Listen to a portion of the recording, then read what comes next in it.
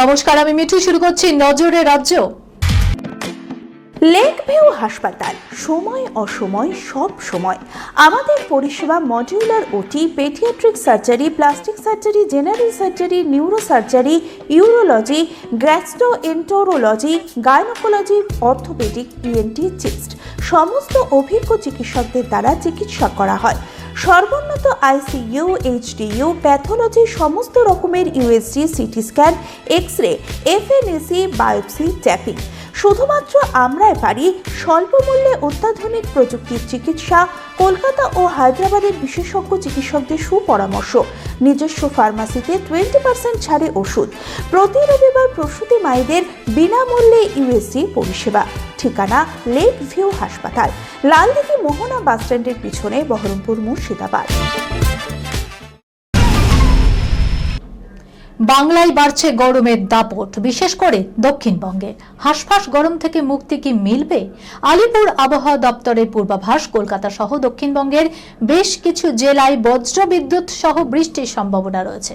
পুরুলিয়া, বীরভূম, মুর্শিদাবাদ, পশ্চিম বর্ধমান, ঝাড়গ্রাম, উত্তর 24 পরগনা ও নদিয়ায় ঝড় বৃষ্টির সম্ভাবনা বেশি।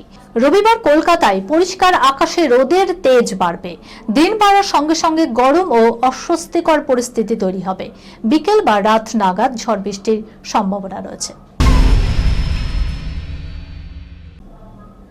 এবার হাওড়া স্টেশন সংলগ্ন এলাকায় চলল বুলডোজার।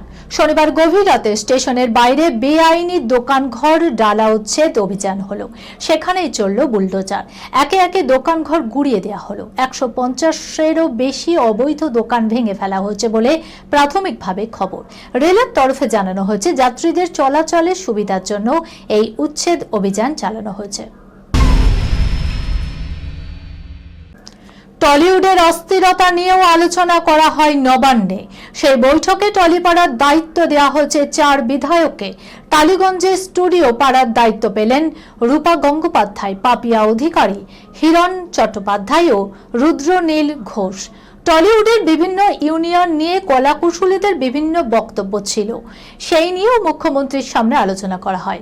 মুখ্যমন্ত্রী জানান, টালিগঞ্জের সমস্যা মেটাতে হবে, সবার সঙ্গে কথা বলে সমস্যা মিটিয়ে নিতে হবে। এই খবরের সঙ্গে শেষ করলাম আজকে নজরে রাজ্য। আপনারা দেখছেন টিভি 24 বাংলা, সংবাদ বিনোদন সারাদিন সারাক্ষণ।